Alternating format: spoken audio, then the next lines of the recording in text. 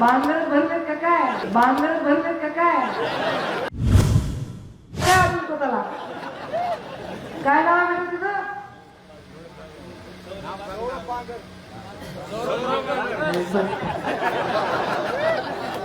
बांधलं भरलेत का काय?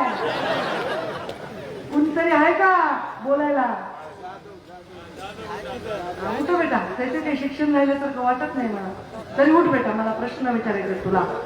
आता माझं उलट आहे, मला तुम्हाला प्रश्न विचारायचे. नाव काय सांग जगाचं? थांबा ना. अरे हो, पण जगाला कळू द्या नाव. नाव सांग बेटा. प्रसाद घुमरे.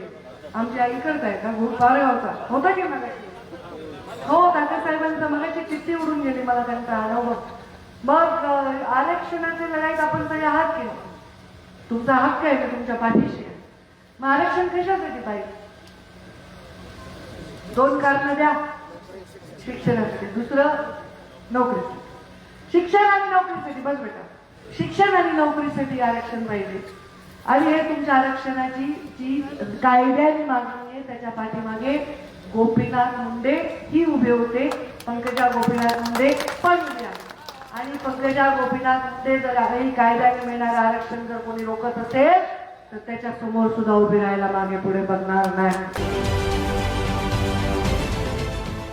देश विदेशातील प्रत्येक घडामोडींचे लाईव्ह अपडेट मिळवण्यासाठी आता साम टीव्हीच्या सर्व सोशल मीडिया प्लॅटफॉर्मला लाईक, फॉलो आणि सबस्क्राईब करा. तसंच सर्व नोटिफिकेशनसाठी बेल आयकॉन प्रेस करायला विसरू नका.